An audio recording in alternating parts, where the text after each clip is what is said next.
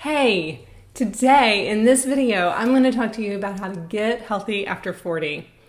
In case we haven't met yet, I'm Angela and I'm a certified health coach with a background of over 20 years as a registered nurse. And I help women over 40 to crush their cravings and get the body and the health that they want. So I am over 40 and I work with women who are over 40. So I can tell you from experience how to maintain your health after 40 and how to get healthy, because things do start to change. Our hormones start to change, especially when we get closer to 50 and over. Things start to change just all over, right? So I'm going to be talking about our digestion and what to eat and how to move your body and just all the things that will help you to be healthy. It's really important to be healthy that you are sleeping well. So, when we're younger, we might be able to get away with staying up late and waking up early and getting to work and, having just 4 or 5 hours of sleep several nights out of the week. But the older we get, the less forgiving our circadian rhythm becomes, and then it really just becomes hard to sleep. So it's really important that you take care of getting good sleep, getting to bed at a really good time, and a set time that you have for bedtime, that you have a good pattern of ways to calm and relax so that you can sleep well. And if you want more help with that, there's another video that I can link to about sleeping, getting good sleep. But also, not sleeping in too late and really throwing off your pattern when you get to the weekend. So trying to maintain a regular sleep schedule on most nights. All right, that is really important for good health. All right, and then the next way to help you be healthy after 40 is making sure that you have enough stomach acid. Now, we often think that high stomach acid is the problem, not low stomach acid. But high stomach acid is actually not very common.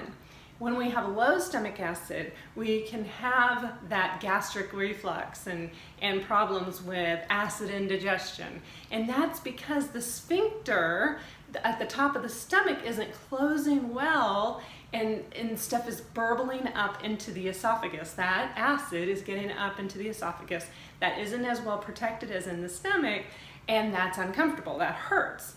And so, but low stomach acid allows that sphincter to not close well. When it's a good, strong stomach acid, it's much more likely to close that sphincter down well.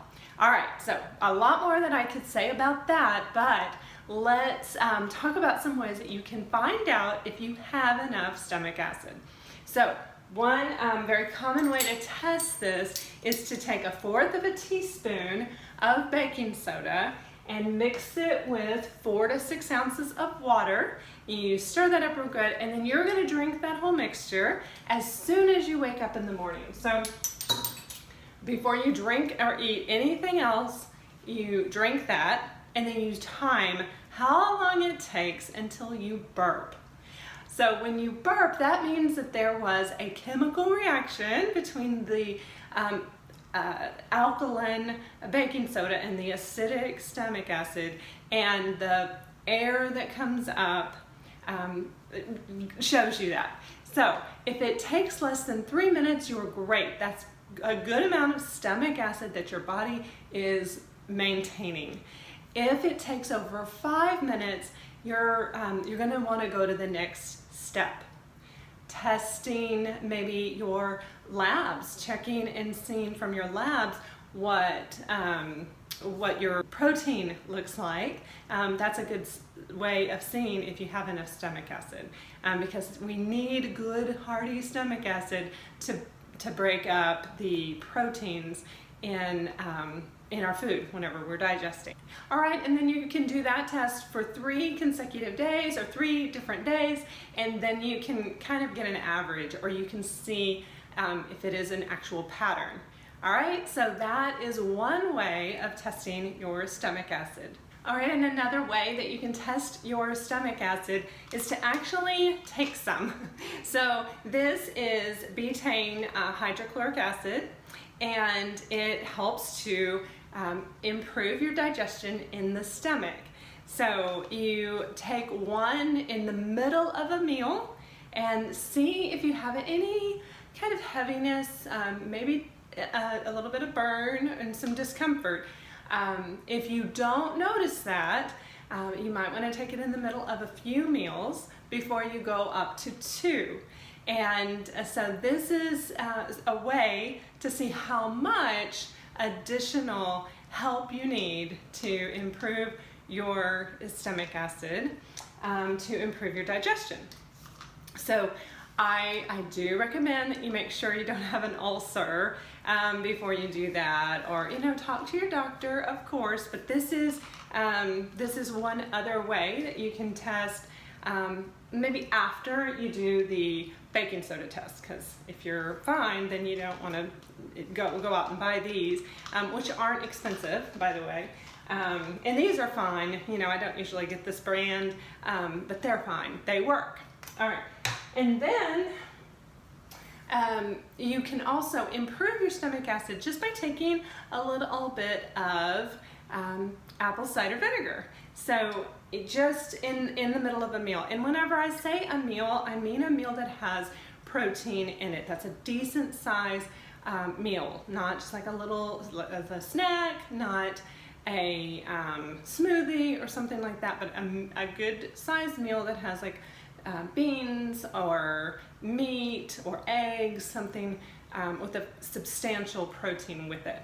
Okay, so take about a tablespoon and mix it with your water, but not this much. So in this one, I would put it in a shot glass and just sip it during the middle of the meal. And for some people, just doing the apple cider vinegar during a meal is all that you need to improve the acidity in the stomach. I wanted to be sure that I didn't forget to mention, and which I did when I was in the kitchen, but you want to be sure not to drink a lot of water or any kind of beverage during your meals to keep you from really diluting your stomach acid. So even if you make plenty, if you drink and hydrate during a meal, then you're diluting the stomach acid, and it's going to be harder for you to really break down those proteins and get the minerals out. So that affects your whole body. If you have less digestion of your protein and minerals, then you have less absorption, and it's just not there for your body to use. So that's why it's really important that we have good stomach acid. And also, like I said, don't dilute it by drinking a lot. That's why I said if you take the apple cider vinegar, you're only going to put it in a small amount of water to dilute it, because you don't want to just drink it straight, but dilute it and sip it during the course of your meal, instead of putting it in a glass of water or just drinking a big glass of water and diluting what's already there. Okay, and another thing that we need to do is be a lot more careful about what we eat. After 40, our bodies are just a little less forgiving of our indiscretions when it comes to our food, what we eat. So really cutting back on processed foods, cutting way back on sugar, not completely, but whenever you cut back on those things, it's a lot better for your health overall. It's better for cholesterol, actually. Cholesterol is affected by the carbs, not so much the fat. Definitely unhealthy fats, like fried foods and chips and things like that, are bad for cholesterol and for your heart and for your health in general. But really, the sugar and carbs are the big culprits when it comes to cholesterol, heart disease, and obviously diabetes. So cutting back on those foods and just eating a lot more of healthy whole vegetables. Okay, so just working those into your diet, and roasting them and sauteing them, and just trying the vegetables in different ways. But that should be really the backbone of your diet. Like, plan your meals around vegetables rather than around meat, say, which is what a lot of times we will do, or we plan around even a starch by saying, I want to have pasta, or I'm going to have a rice dish. Well, those are foods that you might want to eat less of, especially the pasta. So instead, think about what you want to have with your cabbage, right? Or something like that. Like, how do I want to try this vegetable, and then what do I want with it? Okay, so that is another great way to improve your health after 40. All right, let's talk about supplements, because as we are getting older, it is more important that we are making sure that we're getting enough of the right nutrients. So sometimes we do need to supplement our diet. A good omega-3 fatty acid, and so this is a fish oil that I take, Mega Omega. This particular one is a really good quality. You want to make sure that you're taking about 1,000 milligrams of EPA and DHA in your omega-3 supplements.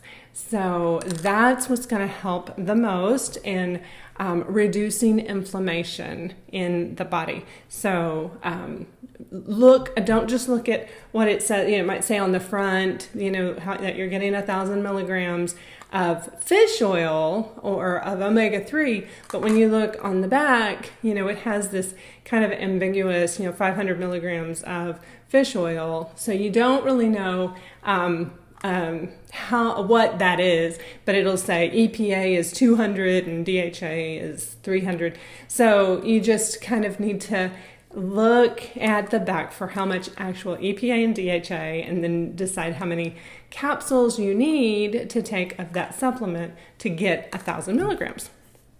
So that's the omega. And then a good magnesium is another supplement that I always think most of us need, especially if we're correcting our low stomach acid. If we don't have enough stomach acid, we're definitely going to be low in our magnesium. You could be deficient, or you may just be suboptimal. So suboptimal just means that you're not as healthy as you really could be.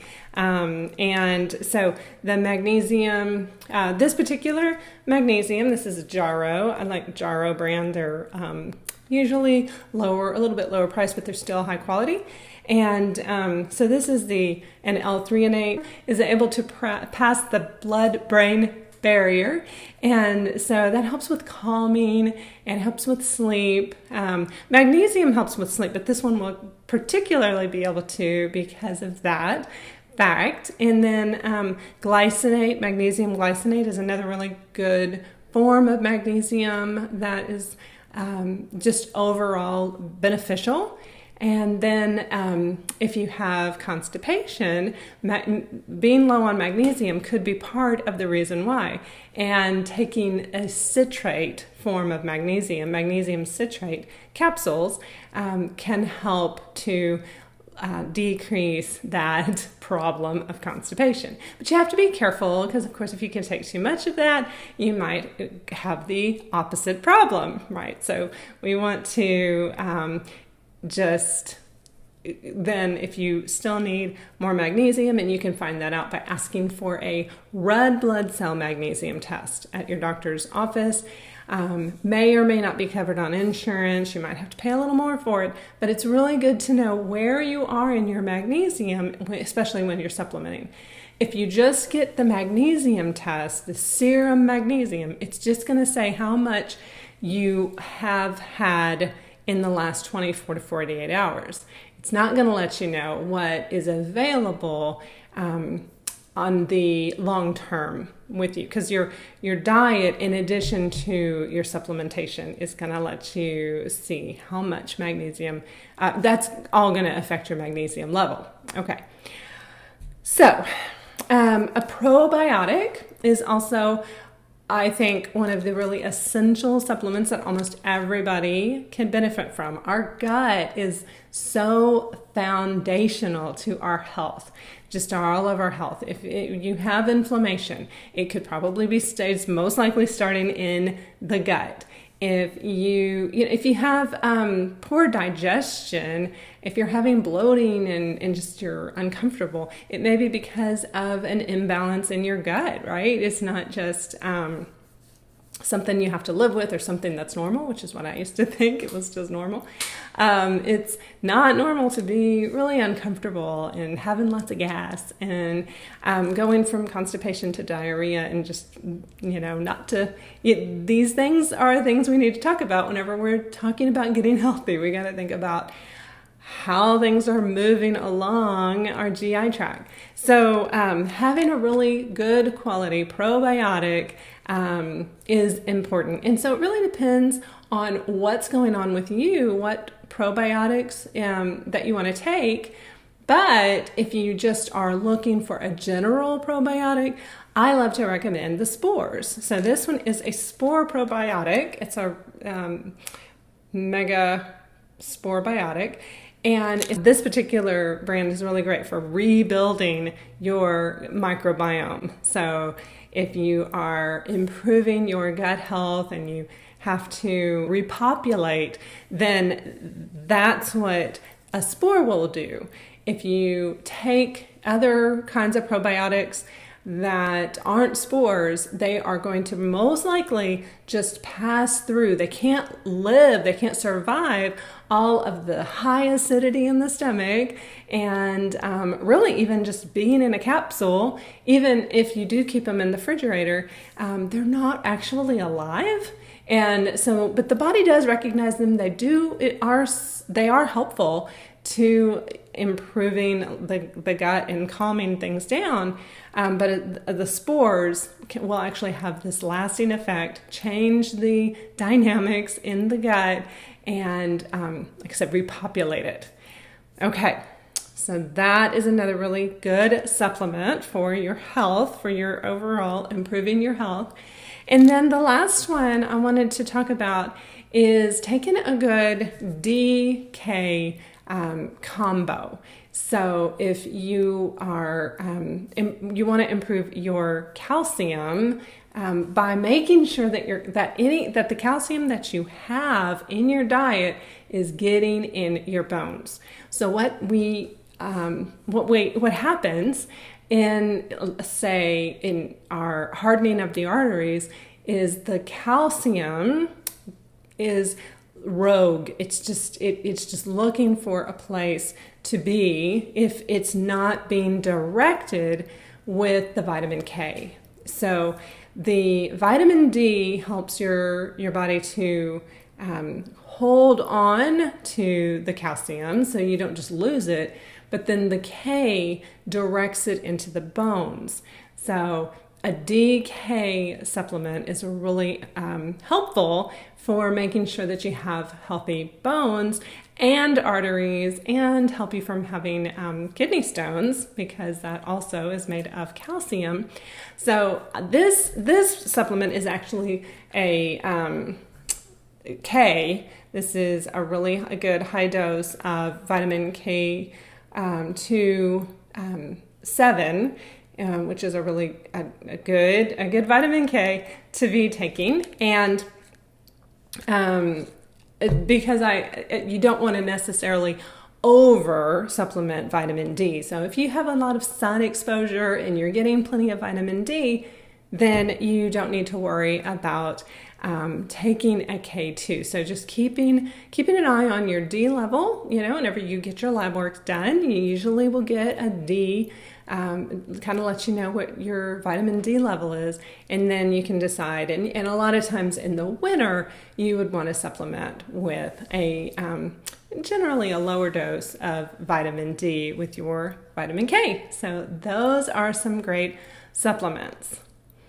One more that I'd like to mention is also just taking a really nice B complex. Thorne makes some really good ones, and they have different combinations that you can look at depending on what your needs are, but we could really improve our B vitamins, and that's generally more helpful than taking just a multivitamin. A lot of multivitamins are just not enough to give us enough supplementation. All right, so there you go. There are many of the ways to get healthy after 40. I know I've left some out. I'm sure there are some, but these are some big ways that will make a big difference, especially if you haven't already started implementing them.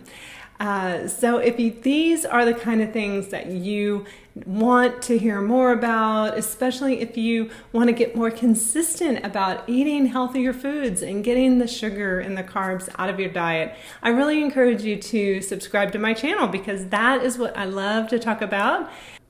I release a new video every Friday on those topics. So subscribe, and I will see you again next week. Bye for now.